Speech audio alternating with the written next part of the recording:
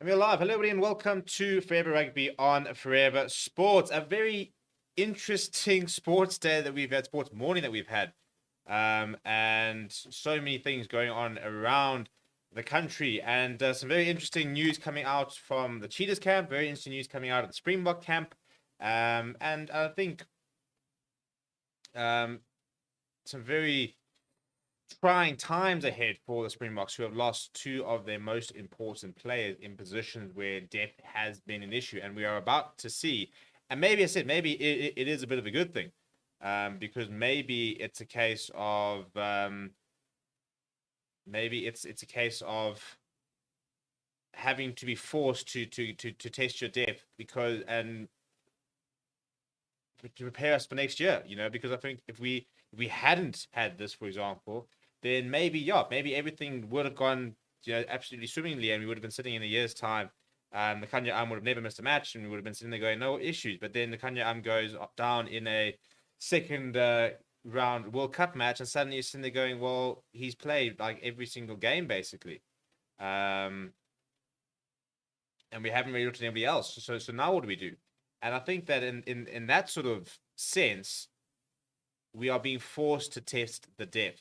And I genuinely think that it's going to force us to be to look at various things, and I think that that'll hopefully um, strengthen us in the long run. And whilst it does weaken us very much now, again, it forces us to try different players. It forces us to see where these players are, because it's the 13, the 10, the 2 are all positions where we've got injuries, and we suddenly realize we don't have as much depth as we like in those positions.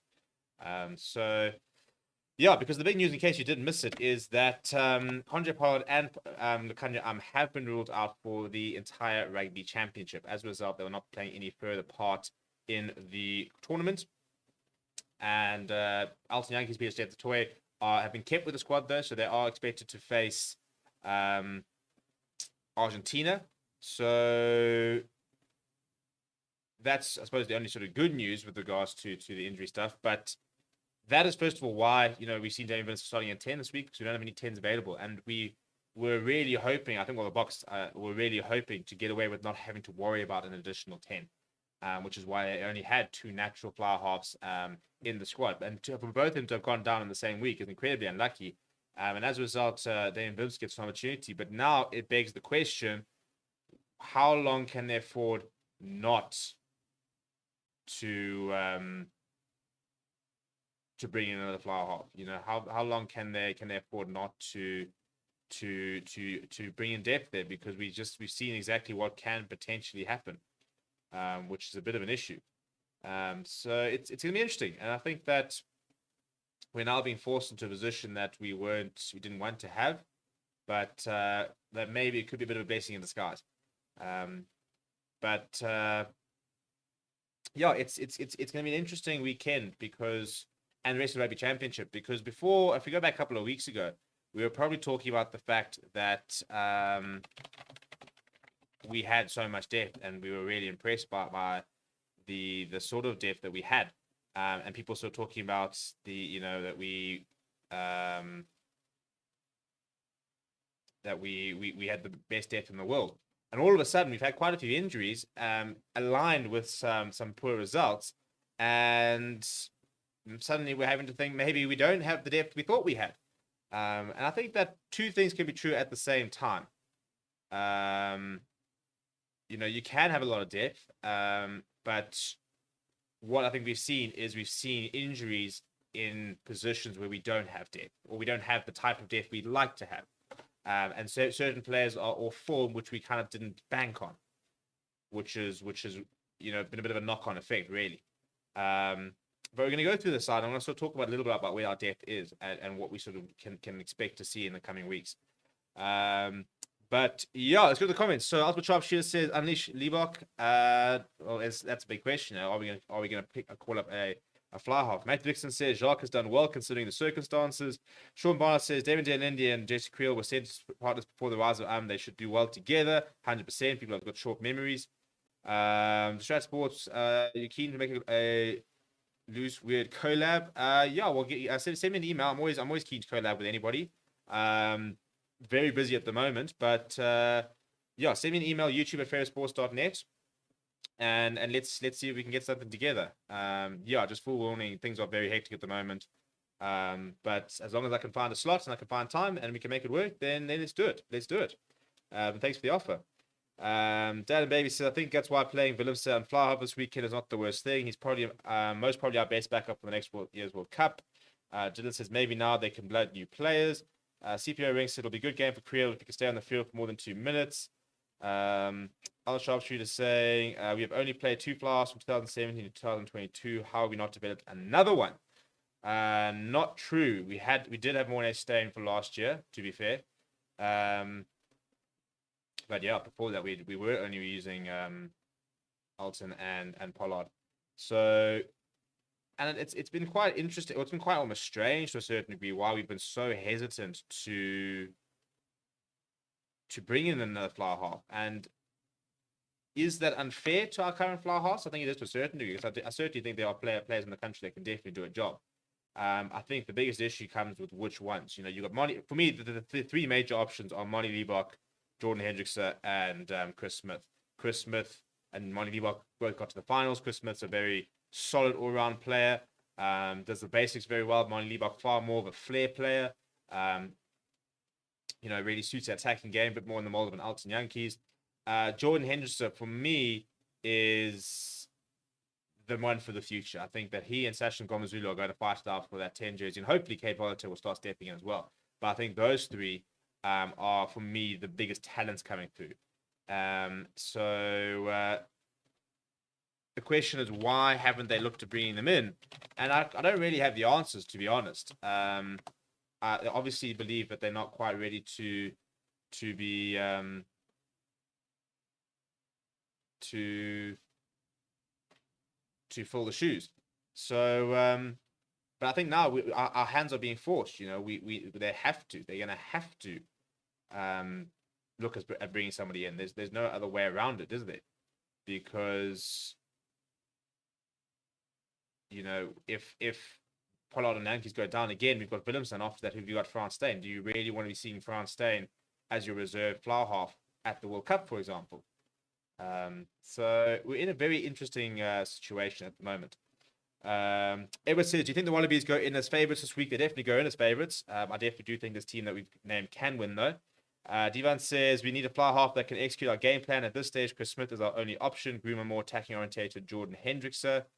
Clint says, I think has a 38% win record, which is worse than Kutsia. If you're talking about Jacques Naba, I think he's got after last weekend, I think he's got 19 matches, won 11, lost 8. So he's sitting in the late 50%. So it's definitely not 38%. Can actually find that out.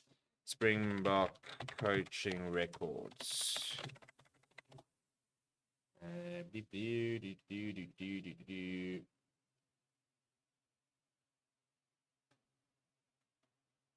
Jacques Naba, that has not been updated. That's only 15 matches. So before the New Zealand game, he had a 70% win rate.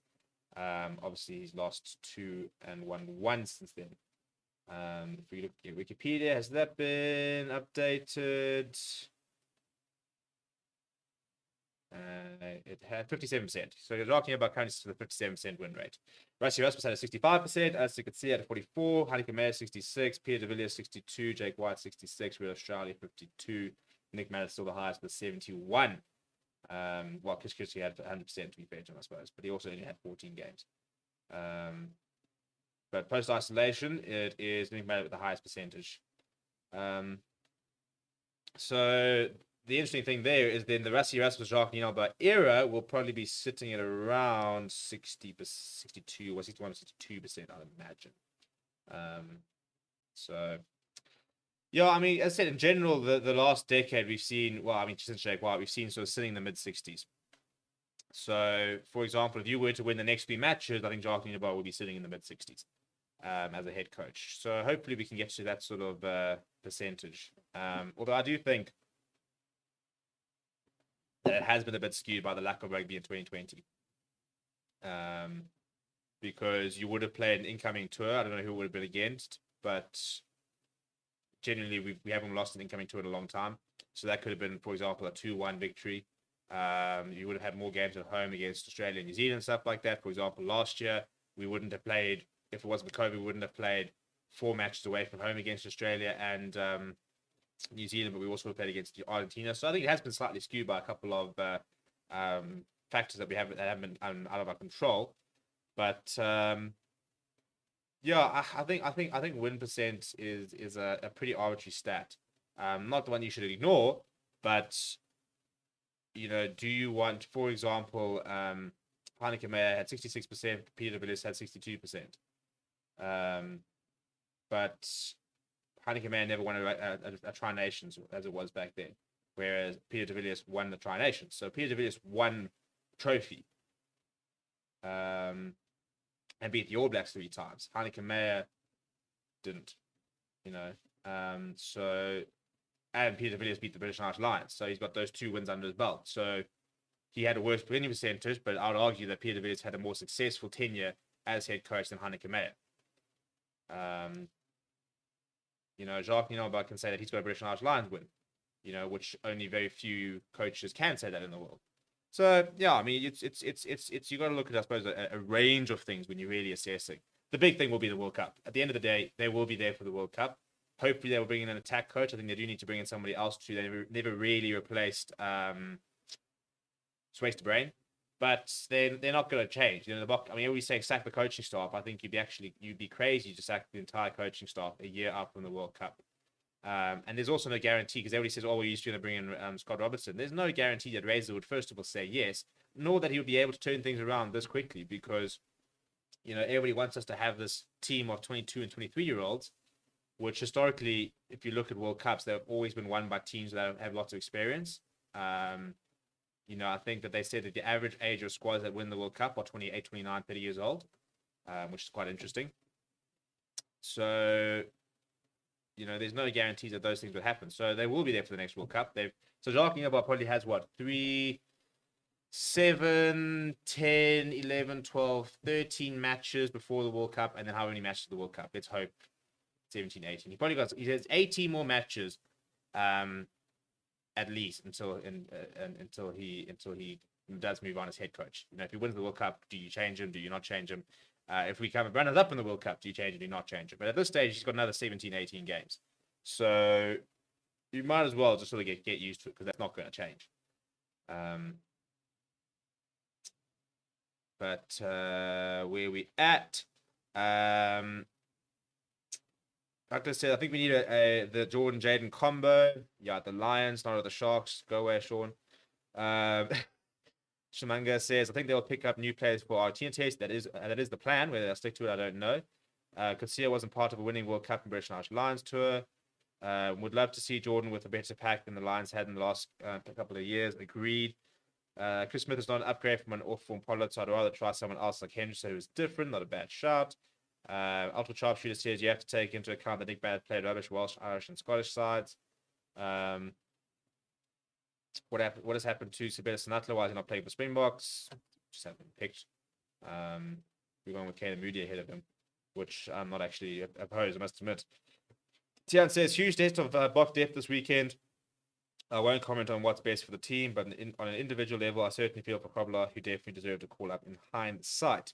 Box will lose all 3 games, but this things will happen to players for end of year tour.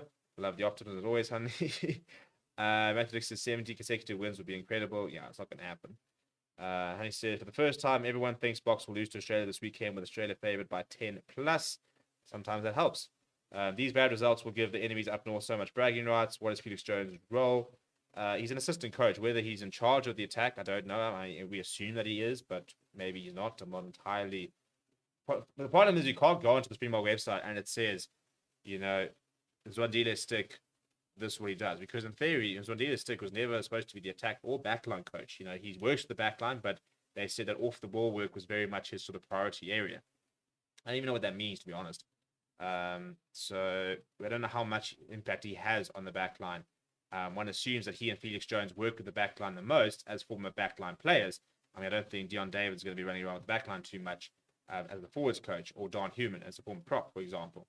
But You also don't know, for example, what Rassi Erasmus really works with when he works with a team. We know that Jacques Nienaber is very much defensively. That's sort of his niche. That's the area that he works on. CBO says if we don't win the World Cup, I think it'll be time for change. Yeah, I think we probably will see change. Jordan Henry says Sharks Fly has a nice ring to it. It's got a horrible ring to it. I don't think it'll suit the colours either. Who do you think is the best position to win the TRC? You'd think probably Australia. Well, I don't know. I actually don't know. I mean, Argentina are looking really good. The thing with Argentina is I don't think Argentina will win this weekend, but then they welcome South Africa to Argentina. Then they have to come to us. I actually can't make a call on who's going to win the Rugby Championship. We could still win the Rugby Championship if we were to go and win this weekend. So it's a difficult one to call. Leon Lanzas is backup center. How about we call up a center who's actually been playing center? I wouldn't mind Leon Lanzas as backup 11, though, I must admit. If we lose this weekend, New Zealand wins, we will go to 6 or 7 in the world. I don't think we drop that much. But if we win this weekend, then I think we will stay third. But if we were to beat Argentina, I think if we were to win the next 3, I think we go up to second. Here is confirmation, by the way. Rassi Erasmus is in Australia.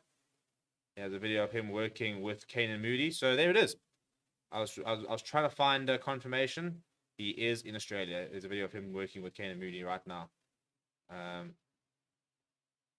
Working on his defense. Yep. This is probably quite deliberate as well. Good to see. Good to see. Yeah, because we did a video saying that there was rumors that he was going to be traveling, but we had no confirmation. So there's confirmation. Rassi Erasmus is in Australia and working with the squad in training. Macapaka says, if South Africa win this weekend, I think you guys wouldn't. I reckon us and Aussie share a game each, and SA win both Argentina games. Yeah, I don't think that's a bad shout. I think that I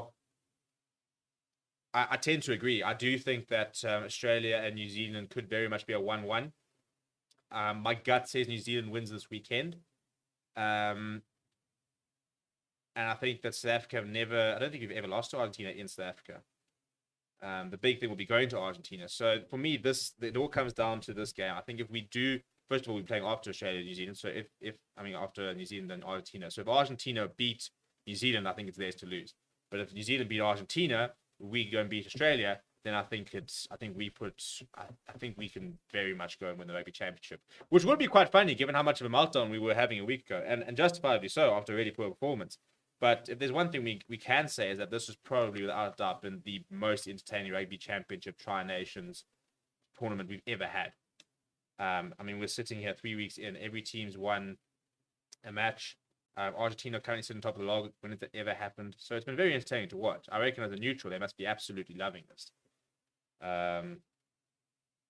Honey says, I think Argentina will win TRC because beating Box twice is 10 points. So you're going to put them away ahead of everyone. Well, they have to beat us twice first. Al Shah says, what do you think of the Cheetahs playing Ireland? Yeah, so if you guys didn't see, I think our video's actually just gone out. The Cheetahs have announced the Toyota Challenge.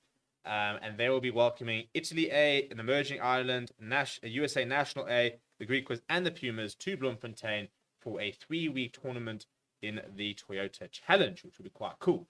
So basically, they're going to be playing against various Italy A team, a young Irish side, and a USA A team, basically, as well as Greek Quiz and the Pumas. It's going to be taking place in Bloemfontein. It's going to be I think it starts on the 31st of September, around there, end of September through to late October. I think it's 21st of October is there.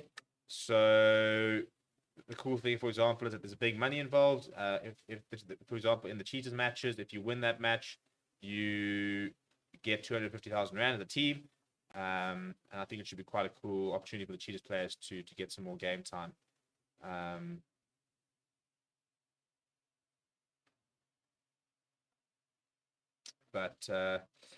Yeah, so we'll be definitely covering that and hopefully be able to do quite extensive coverage. Alpha Lincoln says, with Pollard, I'm out for the entire championship and many out-of-form players. It's unlikely that Box going to recover. Creel should have been played at 15 from the onset. We should take notes of Argentina playing a non-kicking 10 and kicking other and playing at 13 at 15. Can win as TRC. Albert says, I want to win, not entertain. What's take on the female Springboks at the moment? They're doing so well. Very keen to see how they do at the World Cup. We are going to try and cover it as much as we can, but I had a look at the fixtures. I think the Springbok women's first game is at 3 a.m. So the times are really, really horrible. So we will try and cover the Springbok women as much as we can, but the times really don't play into our hands. Clint says, how are players played? Do they get paid where they're on tour but not play a single game? Do players that play get a game bonus? So from what I understand, you get match fees. So if you, I don't know if everyone gets match fees, for example. I think it is the case. I think you all get match fees. And then certain players are contracted. So you've got contracted players. So I don't know in the last time, Springbok contracted players.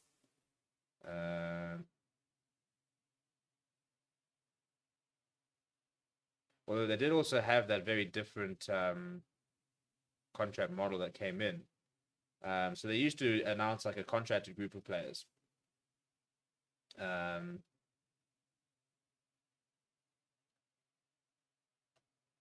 I've got a long document here. Maybe I'll go through this sometime and we talk about exactly how they pay. That could be quite a cool video actually. How are female players paid?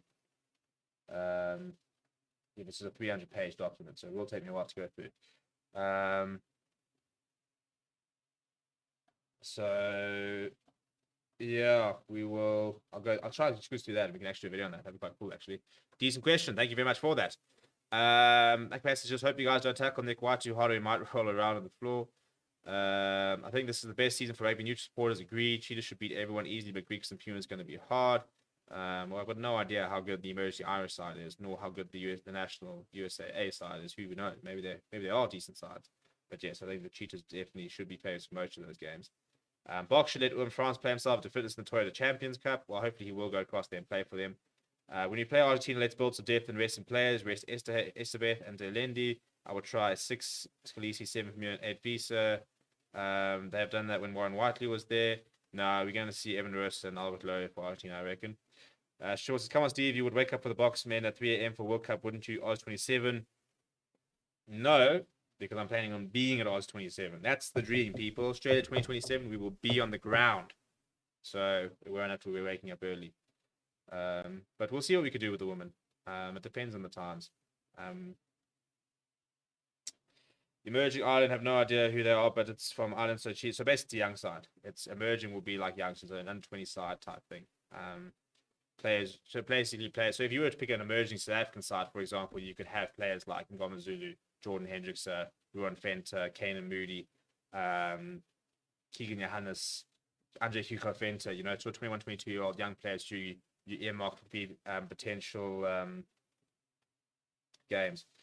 I assume Stain will be our backup fly half, and if so, we start at 10 or 12. I suppose. I mean, I think they'll be hoping that Brilliance plays the full game this weekend.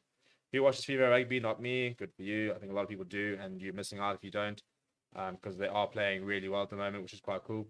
Clayton says, I would expect that the coaches are aware of which positions they have depth concerns. The fact that they're on tour limits their options. It'll be interesting to see who they bring in when they return. Yeah, I think hopefully we'll have a new squad being announced next week for Argentina, because that was always the plan. They were going to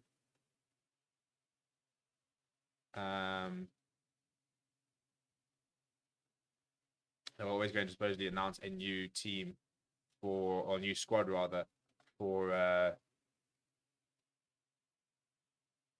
the Argentina leg. So the squad at the moment was supposed to be only for the Australia leg, and then they were going to potentially look at adding and taking players away and giving people a rest. The intention was always to rotate. You know, apparently that this team that was the name for Saturday, with the exception of some of the force changes, was basically communicated to the players. So like who's playing, for example, Kanan Moody, I think they would have basically told him before you go that you will play the second Australian game. And maybe Dion Ferree was told that you'll be on the bench for the second game. Trevor Nikani was probably told that he would be playing the second game. Much like the Wales game, they did communicate that this was going to be the type of team that we are doing. So yeah, but as I said, it's gonna be an interesting match in a couple of weeks, because we get to see what we've got. And if we can get through it and we get some good results, that bodes very well. If we don't, then maybe it raises the sort of red flags that we need to be raised, and it gives us more than enough time a year out to then look at exactly what we need to change and where we need to improve. We're going to wrap up. Unfortunately, got a lot of things to do. Got more press conference stuff to get through. So you will have a press conference up from the Cheetahs where they go through exactly how the Toyota Challenge will work. I think Open Mahoje is the man that was there. So we should hear from him. And then obviously, you can get some more details about exactly what the Toyota Challenge is all about. But yeah, we will be live tomorrow night for the fan forum. Kanye will be back as well, which is quite cool. And Carl will be with us, and hopefully we'll have a fourth guest. So we'll be back with the fan forum tomorrow, which will start at 8 o'clock. So make sure you earmark that. We're going to be doing a football watch along tonight on Forever Football, so go and check that out. We'll share the link to the page. I'd really appreciate some support over there. At the end of the day, we are limited with budget and stuff like that, and we have to look at other projects to try and keep channels and various things going. So any support with the football and other sports would be really appreciated, because the better they do, the better the channel does, the more we can dedicate and more resources we can bring in to try and make your guys' experience that little bit better. But yeah, please do smash like on the video and subscribe to the channel if you haven't, and I'll see you guys all tomorrow.